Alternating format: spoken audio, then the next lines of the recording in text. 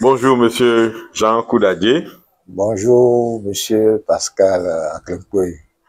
Aujourd'hui, nous avons décidé de vous rendre visite pour parler de votre parcours entrepreneurial. Chers followers, je vous dis bonjour. Nous recevons un ancien, un expérimenté, quelqu'un qui a eu un brillant parcours dans le domaine entrepreneurial. Mais j'aimerais bien que vous vous présentez à ceux qui nous suivent.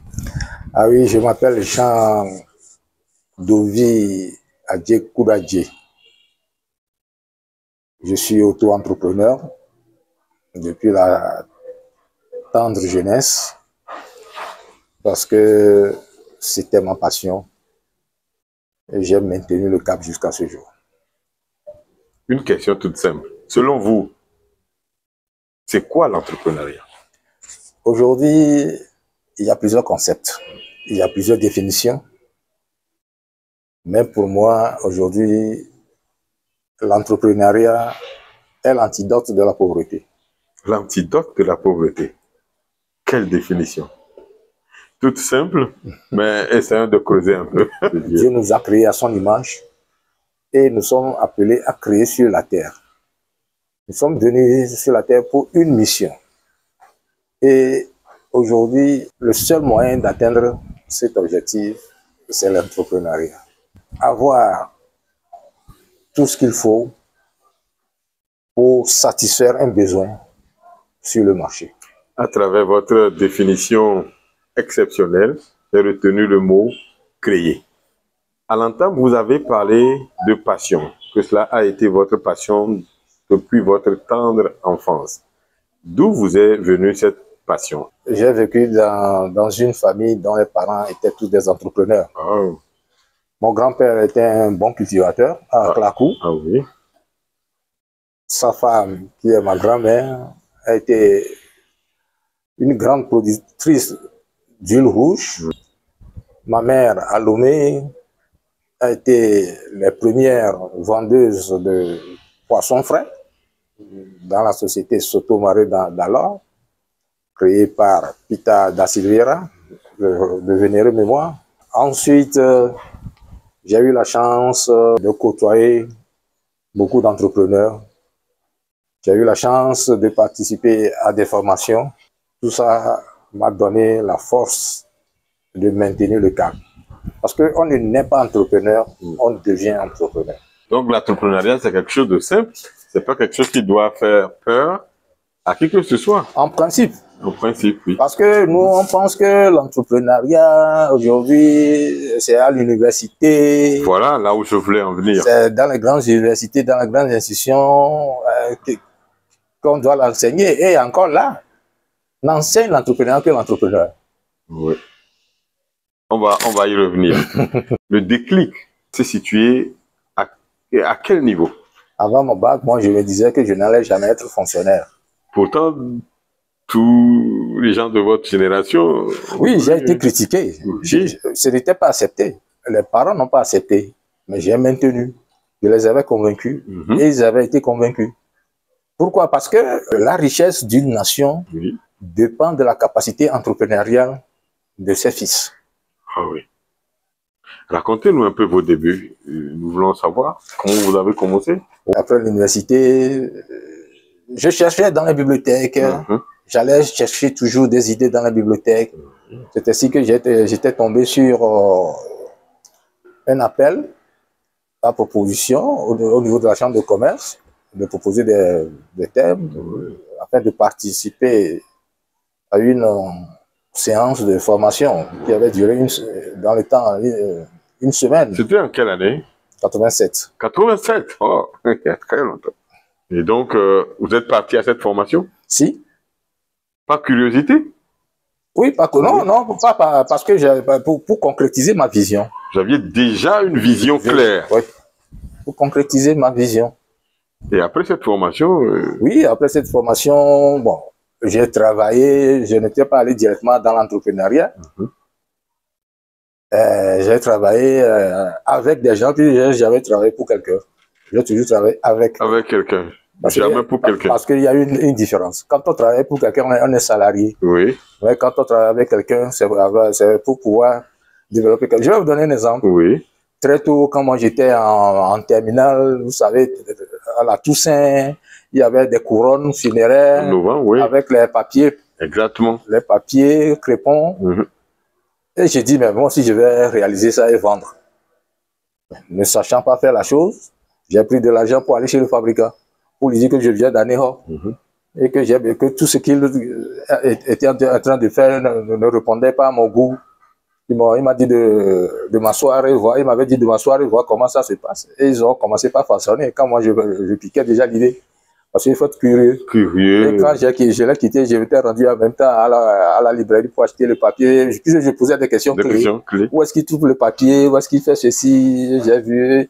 Et de là, j'ai réalisé beaucoup de couronnes et que j'ai vendues dans le temps. Vous avez réussi à les vendre? Oui, j'ai réussi à tout vendre. Comment vendre ce que l'on produit? C'est une autre question. On va en parler. Mais parlons toujours des débuts. C'est passionnant ce que vous racontez. Vous avez fabriqué des couronnes. Être curieux. Apprendre, c'est-à-dire aller vers les gens qui connaissent, et puis apprendre et essayer de passer à l'action soi-même. Mais après ça, dans les années 2000, on était les premiers à vendre les ordinateurs d'occasion qu'on ramenait d'Accra. Ok. Mais après, tout ça, vous savez, ce n'est pas facile l'entrepreneuriat. Il y a toujours le bas et le haut. Et pour nous, l'échec n'est que le début d'une opportunité. Donc, je n'ai jamais échoué. Je gagne, j'apprends de mes échecs. Et cela m'a conduit dans plusieurs activités. Oui. Citez-nous dans quelques-unes. Oui, par exemple, nous avons été les premiers à introduire l'usage de savon liquide. Oh, oui. Dans la consommation qu'on n'en avait pas. Hein, donc, vous fabriquez ça vous-même? Si, une très grande marque. Hein. Vous avez appris ça où, à l'époque? À travers les formations? À travers, non, j'avais un coach, formateur, qui était toujours avec moi.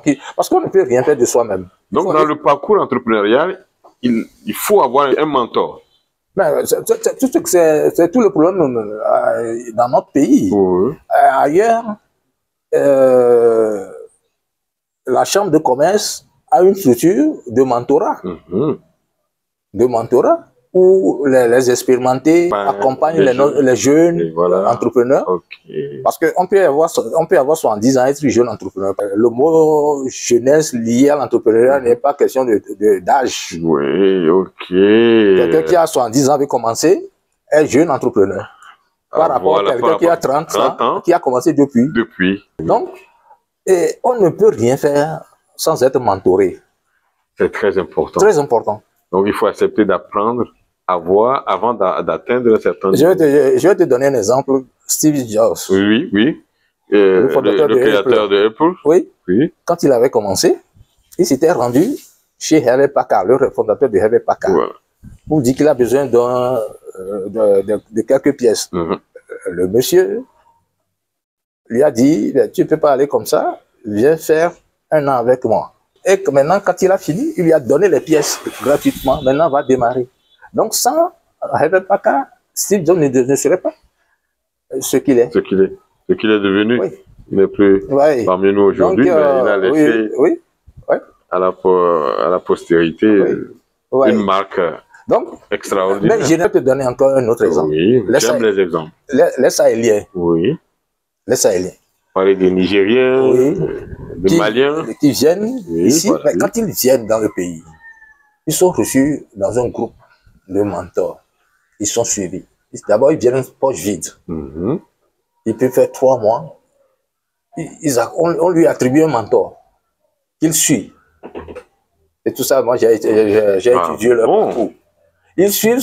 Donc, ces jeunes que nous voyons dans la rue un peu partout, vendant à la sauvette. Ah oui, ils ont des mentors. Ils ont toujours un mentor. Ils suivent le mentor pendant un certain temps. il ne donne rien, il mange gratuitement parce qu'il est venu poche vide pendant 2-3 mois. Et c'est après ça qu'on lui demande, qu'est-ce que de tout ce que tu as fait là, qu'est-ce que tu as retenu? Qu'est-ce que tu veux pour lui? On lui donne de l'argent, il va acheter une petite quantité et commence. Alors que nous autres ici sur la côte, on dit ne le montre pas, ne lui montre pas ce que tu sais faire. Tu sais faire. C'est là la différence. Et c'est pourquoi je dois vous remercier d'avoir accepté cet entretien, parce que vous avez accepté de transmettre. L'entrepreneuriat, vous l'avez fait au Togo, mais vous avez voyagé également dans la sous-région avec des idées, vous avez appris un peu partout. Est-ce que vous pouvez parler de quelques anecdotes, des expériences que vous avez vécues dans les pays de la sous-région? Je suis parti de la Côte d'Ivoire. Oh, vous avez visité la Côte d'Ivoire. Je n'ai pas été, oui, mais pas des relations, oui, pas de communication. J'étais tombé sur le représentant sous-régional de Junior Achievement. Ok. Monsieur Zoukli, dans le temps, il est béninois. Béninois. Après, il a délocalisé la structure sur Cotonou. Sur Cotonou. Il donnait des formations. Junior Achievement a pour vocation de transmettre la culture entrepreneuriale aux jeunes depuis les bancs. Ok. En principe, ce n'est pas parce qu'on est en fin de cursus, on a son diplôme, on ne trouve pas à faire qu'on va chercher à être entrepreneur. On ne devient pas entrepreneur par nécessité, mais par opportunité. Opportunité. C'est ça. Donc, il faut se préparer pour ça. Il faut se préparer. Donc, après ça, j'ai suivi sa formation. Qu'est-ce que ça vous a apporté, cette formation? Oh, beaucoup de choses. Surtout, là, c'était le Canadien qui était venu nous dire que même si on renvoyait quelqu'un, si on licenciait quelqu'un, il n'a qu'à aller à l'église et remercier Dieu parce que c'est une autre opportunité qu'on lui a, bon? Qu'il ne doit pas se lamenter, il ne doit pas se lamenter. Le mot licencié nous fait peur, hein, souvent. Oui, bien sûr. Mais normalement, on ne doit pas, c'est une autre opportunité. Une autre opportunité. Pour se recréer. Donc, oui. Après ça, j'étais revenu au pays, j'ai fait quelques expériences. Quelques expériences, oui. Comme je l'avais dit, là, j'étais dans les importations. Les importations de divers produits? Non, moi, je ne gaspille pas mon énergie. Oui. Je choisis un domaine, je maximise le domaine. Vous aviez importé quel produit? Les ordinateurs d'occasion. Les ordinateurs d'occasion, oui, vous en aviez parlé. Oui. Bon, ok. Et ça a marché? Pourquoi pas? Parce qu'il n'y en avait pas. Il n'y en avait pas. Oui. Et bizarrement, je ne connaissais pas Accra. J'ai été voir quelqu'un, lui dit, je vais aller à Accra avec toi, tu vas prendre Délit Graphique. Il y a des offres dedans. Dedans. C'est un journal ghanéen. J'ai téléphoné depuis à Plaou, j'ai suivi jusqu'à aller dans leur bureau. Pour la première fois que je n'avais jamais été. Il faut être curieux. Oui. Courageux, il faut oser aussi. Oui, voilà, c'est l'audace qui... Ah oui, l'audace. Oui, c'est ça, surtout. Ah oui.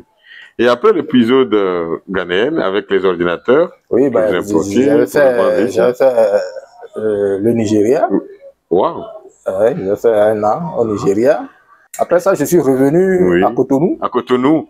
Ok, vous avez fait Cotonou aussi. Oui, là, j'ai fait 2-3 ans. Oui, et les affaires, c'était... Oui, c'est là où même on a développé l'eau de Javel et le savon liquide. Et le savon liquide. La transition est toute faite. Nous allons maintenant parler de vos produits et on va finir avec la vente. Parce que si on produit quelque chose et qu'on ne peut pas le vendre, je pense que ça ne sert à rien. Oui, vous savez. Parlons d'abord de la gamme de vos produits. Je me suis spécialisé en cosmétique.